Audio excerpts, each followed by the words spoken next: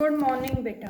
बेटा हम मोल कंसेप्ट पे ही न्यूमेरिकल्स कर रहे थे, some basic concept of chemistry के, है ना। देखो आगे, जैसे तुम्हें क्वेश्चन दिया गया, the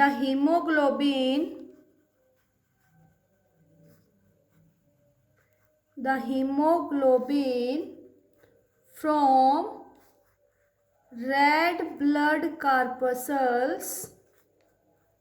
red blood corpuscles of most mammals contains approximately 0.33% of iron by weight. The molecular weight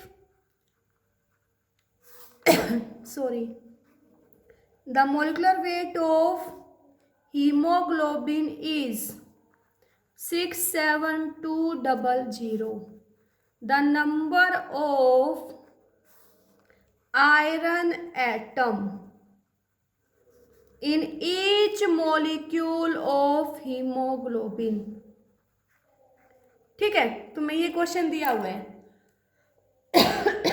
sorry बेटा, क्वेश्चन है the haemoglobin from red blood cells of most of the mammals containing 0.33% of iron by weight. तो अब क्या निकालेंगे? सबसे पहले mass of iron. ठीक है बेटा, तो हमें क्या दिया हुआ है? 100% में कितना है बेटा? 0.33%। तो 1 में कितना होगा? 0.33% अपॉन 100। निकालना किस में है? 67200 में। तो ये हमने क्या निकाला? Mass of iron in one molecule. Mass of iron in molecule. तो यहां से बेटा मास ऑफ आयरन आया 221.76। ठीक है, और अब हमें निकालना है नंबर ऑफ आयरन एटम। तो number of iron atom in haemoglobin किसके इक्वल होगा बेटा? Mass of iron in A molecule upon molecular weight of iron. क्यों? हीमोग्लोबिन में क्या होता है? आयरन। तो क्या लिखेंगे? आयरन का मोलिकुलर वेट 56। तो यहाँ से नंबर ऑफ आयरन एटम कितने आएंगे हीमोग्लोबिन में? 4। तो यहाँ से हमें क्लियर हुआ कि 1 molecule of haemoglobin contains 4 iron atom. Okay, same इसी टाइप पे सेकंड क्वेश्चन करवा रही हूँ बेटा, ध्यान से देखना। क्वेश्चन है हमारे पास, सेम ऐसे ही होगा वो क्वेश्चन। ठीक है, क्वेश्चन है A substance contains 0.25% iron by weight. 0.25% iron by weight. The molecular mass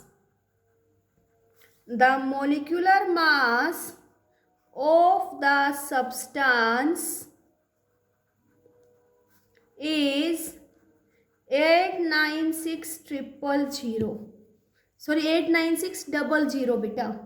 The number of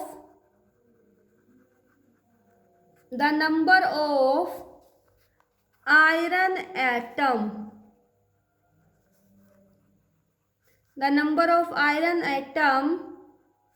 पर मॉलिक्यूल ऑफ सब्सटेंस। ठीक है, क्या निकालना है? The number of iron atom पर मॉलिक्यूल ऑफ सब्सटेंस। सेम पहले जैसा क्वेश्चन लग रहा है बेटा। हम क्या निकालेंगे? सबसे पहले हम निकालेंगे mass of iron in A molecule. Mass of iron in A molecule हम कहेंगे 100% है, तो उसके अंदर कितना प्रेजेंट है? 0.25। तो 1 में कितना होगा? 0.25 अपॉन 100। निकालना कितने में है? 89600। तो यहाँ से हमारा mass of iron in A molecule कितना आएगा 224 AMU। आ गया ये। अब हम क्या निकालेंगे number of atoms of iron. क्या निकालेंगे बेटा number of atoms of iron. तो कितना आया 224 और एक आयरन का मास अभी बताया था 56। तो यहाँ से नंबर ऑफ आयरन एटम कितने आएंगे 4। नंबर ऑफ आयरन एटम कितने आएंगे 4। क्वेश्चन क्लियर हुए ना ये। नेक्स्ट क्वेश्चन देखो बेटा। नेक्स्ट क्वेश्चन तुम्हें दिया हुआ है the mass of carbon dioxide. The mass of carbon dioxide obtained when 60 gram of calcium carbonate, when 60 gram of calcium carbonate is treated with excess of hydrochloric acid. ठीक है, ये question दिया हुआ है तुम्हें, क्या निकालना है mass of carbon dioxide obtained when 60 gram of calcium carbonate is treated with excess of hydrochloric acid. सबसे पहले हम इक्वेशन लिखेंगे, क्या दिया हुआ है कैल्शियम कार्बोनेट, उसको ट्रीट किया हाइड्रोक्लोरिक एसिड के साथ। तो calcium carbonate CaCO3 plus hydrochloric acid HCl gives us calcium chloride plus water plus CO2। Chemical equation लिखी बेटा हमने। अब हम इस केमिकल रिएक्शन को बैलेंस करेंगे। तो बैलेंस कर दें, बैलेंस हो गई। अब निकालना क्या है मास ऑफ कार्बन डाइऑक्साइड। तो carbon dioxide right hand side किसके रिस्पेक्ट में कैल्शियम कार्बोनेट। मास निकालना है तो यहां से हम ये बोल सकते हैं 100 gram of calcium carbonate reacts to give 44 gram CO2। तो 1 से कितना मिलेगा 44/100 इंटू 60। 0 से 0 कैंसिल बटे 10। तो कितना आएगा 26.4 gram of carbon dioxide is obtained by 60 gram of calcium carbonate. Okay बेटा, स्टिक्योमेट्री इन्वॉल्व हुई ना।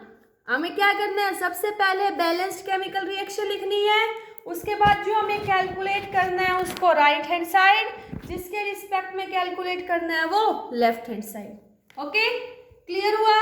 चलो नेक्स्ट क्वेश्चन करते हैं।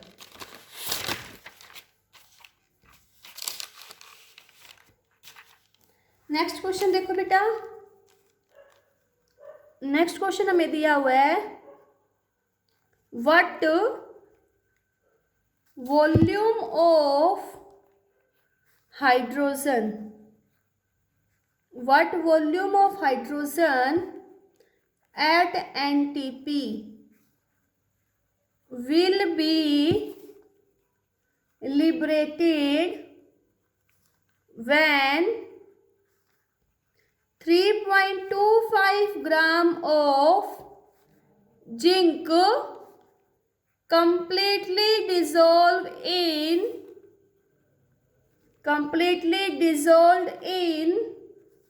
dilute hydrochloric acid. ओके, और तुम्हें मोलिकुलर मास ऑफ जिंक दिया हुआ है बेटा 65। कितना 65। ये क्वेश्चन प्रोसीड करना है। जिंक रिएक्ट किया हाइड्रोक्लोरिक एसिड के साथ, तो Zn प्लस HCl, तो क्या मिलेगा बेटा ZnCl2 प्लस H2। रिएक्शन लिखी। सबसे पहले बेटा हम क्या करेंगे रिएक्शन को बैलेंस। तो ये क्या आ जाएगा 2HCl। रिएक्शन बैलेंस हो गई। अब क्या निकालना है व्हाट वॉल्यूम ऑफ हाइड्रोजन। तो हाइड्रोजन को क्या लेंगे राइट हैंड साइड और जिंक का लेफ्ट हैंड साइड। अब जिंक का मास दिया है, हाइड्रोजन का वॉल्यूम निकालना है, तो यहाँ पे स्टोइकियोमेट्री का कौन सा कंसेप्ट लगेगा मास वॉल्यूम रिलेशनशिप। तो यहां से मैं ये बोल सकती हूँ कि 65 gram of zinc reacts to give बेटा किस में निकालना है वॉल्यूम ml में निकालना, तो क्या लिखोगे 22,400 ml ऑफ हाइड्रोजन। तो एक से कितना आएगा 22,400 अपॉन 65 और निकालना कितने में बेटा, निकालना हमें 3.25 में, तो क्या 3.25, ठीक है, यही क्वेश्चन है हमारे पास। अब यहां से देखो बेटा 100, 2 0 से 2 0 कैंसिल, अब इसका डबल करो तो ये कितना आ जाएगा 2, कितना आ जाएगा, सॉरी बेटा यहाँ पे क्या आएगा 2, कैंसिल करो तो ये कितना आ जाएगा 112 ml of hydrogen at STP।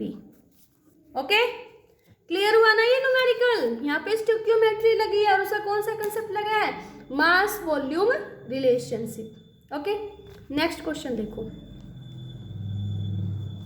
assuming that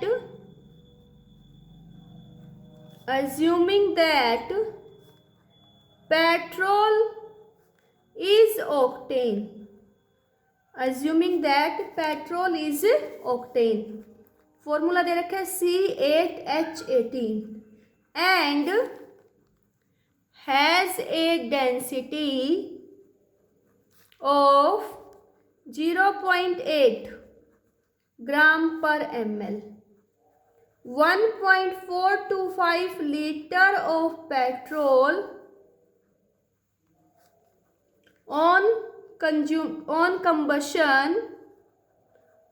combustion gives how much mole of oxygen। ठीक है, ये क्वेश्चन दिया हुआ है तुम्हें, ये क्या है, पेट्रोल क्या है, ऑक्टेन है, जिसकी डेंसिटी इतनी है, तो 1.425 litre of petrol on combustion gives how much moles of oxygen, ये क्वेश्चन दिया हुआ बेटा।